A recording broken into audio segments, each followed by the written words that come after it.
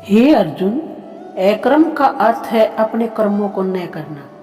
भगवान ने अर्जुन को उपदेश दिया है वह निष्क्रिय न हो, अपितु फल के प्रति आसक्त हुए बिना अपना कर्म करे, युद्ध करे।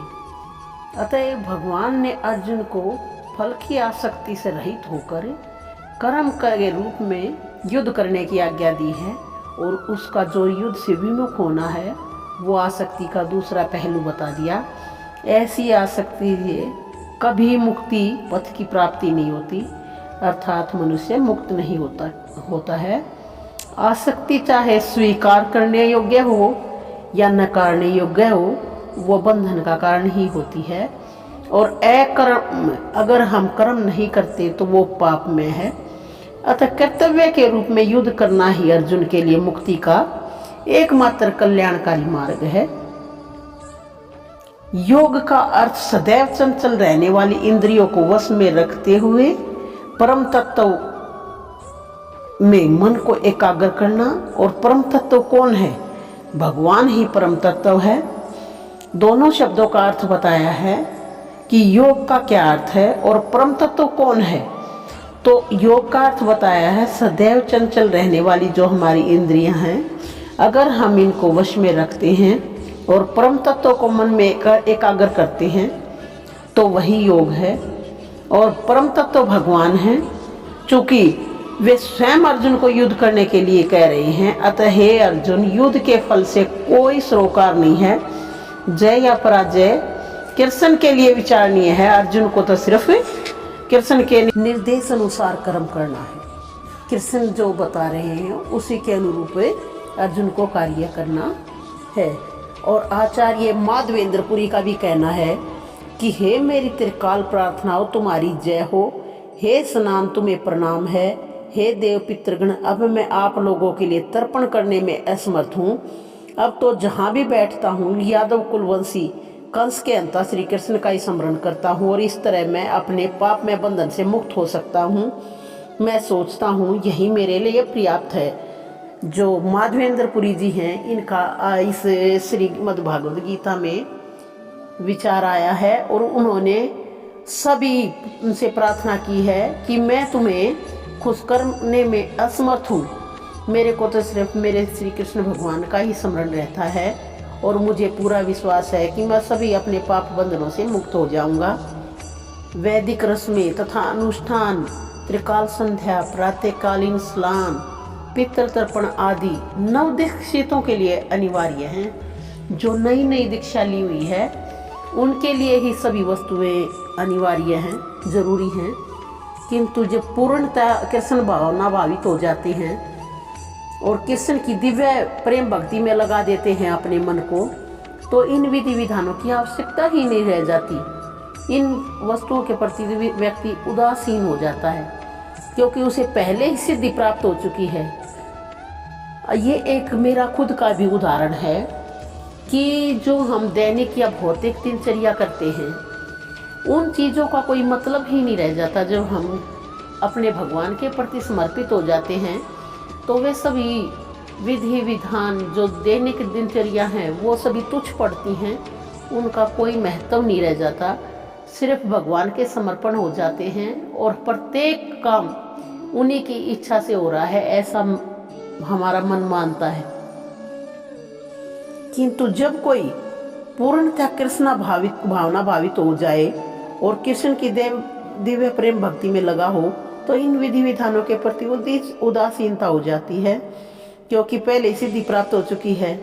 यदि कोई परमेश्वर कृष्ण की सेवा करके ज्ञान को प्राप्त होता है तो उसे शास्त्रों में वर्णित विभिन्न प्रकार की तपस्या तथा यज्ञ करने की आवश्यकता ही नहीं रह जाती। आत्म साक्षात्कार की सर्वोच्च सिद्धि यह जान लेना है। बहुतों का प्रश्न है कि आत्म साक्षात्कार क्या है। कोई अलग ही ऐसा कोई अनुभव है कि आत्म साक्षात्कार क्या होता है। ये बिल्कुल एक साधारण नॉर्मल परिवार में रहते हुए हम भी ये मानते हैं कि आत्म साक्षात्कार जो गीता में बताया है वो करना कोई भी कठिन कार्य नहीं है। तो इसमें इसकी परिभाषा भी सुन लीजिए। आत्म साक्षात्कार की सर्वोच्च सिद्धि यह जान लेना है कि मनुष्य कृष्ण का शाश्वत दास और उसका एकमात्र कर्तव्य कृष्ण भावनामृत में अपने सारे कर्म करना है। कृष्ण भावना भावित व्यक्ति या भगवान के एकनिष्ठ भक्ति को न तो वेदों की अलंकारमयी वाणी से विचलित होना चाहिए और न ही स्वर्ग जाने के उद्देश्य से सहकार कर्मों में परिवर्तन होना चाहिए।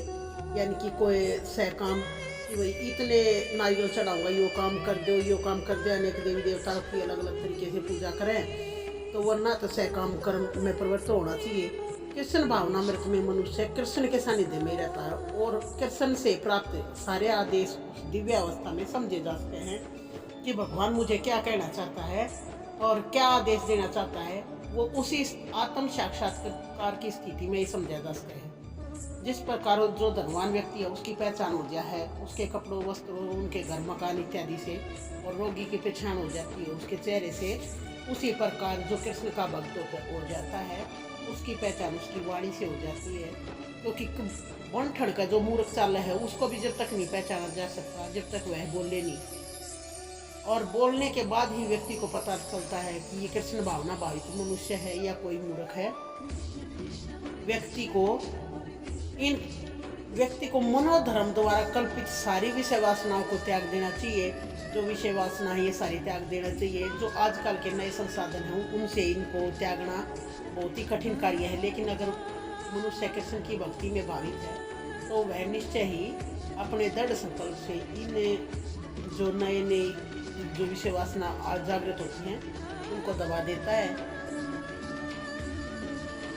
जिसने शुष्क चिंतन की अवस्था पार कर ली और इस निष्कर्ष पर पहुंचा है कि भगवान श्री कृष्ण ही वासुदेव ही सब कुछ है, वह स्थिरचित मुनि कहलाता है। स्थिरचित यानी कि जिसका चित्त बिल्कुल सदा हुआ है वही मुनि कहलाता है। और कृष्ण से की भावना जो भावित व्यक्ति है उसको दैहिक, दैविक, भौतिक तीनों तापों का एहसास नहीं होता।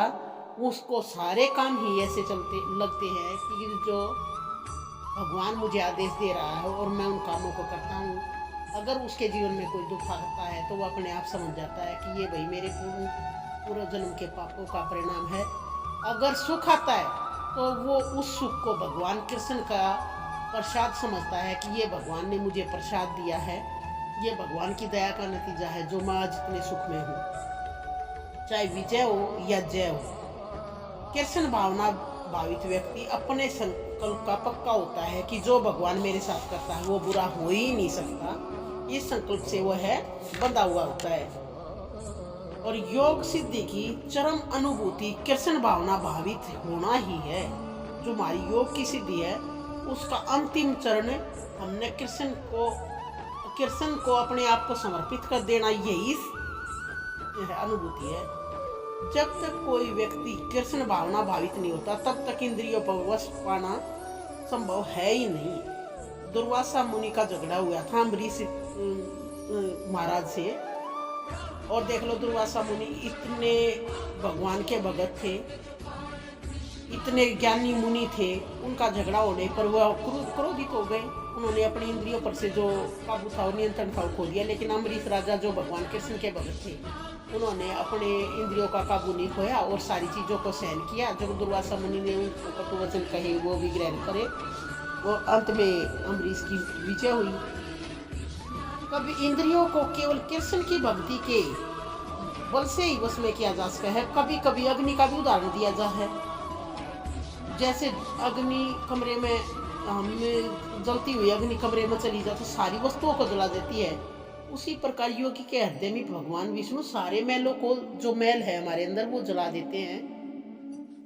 तो हे अर्जुन, इंद्रियों के विषय चिंतन से भौतिक इच्छाएं उत्पन्न होती है।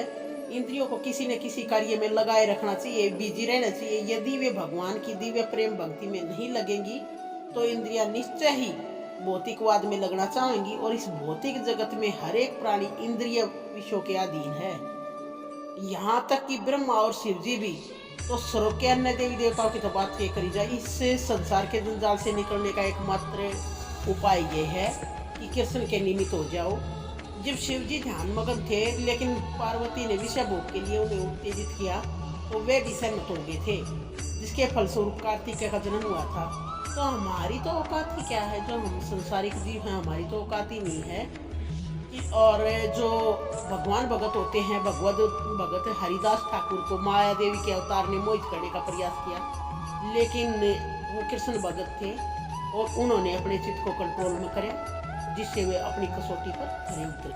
तो हे श्रोताओं, आज इस दूसरे अध्याय में कर्म योग तथा ज्ञान योग की स्पष्ट व्याख्या हुई है एवं भक्ति योग की भी झांकी दे दी गई है, क्योंकि पहला पार्ट था उसमें पूर्णतः व्याख्या नहीं हुई थी और जो बहुत ही अच्छी ज्ञान की परिभाषाएं थी वो रह गई थी, इसलिए आज इस वीडियो को दोबारा फिर बनाया है, इसका पार्ट 2।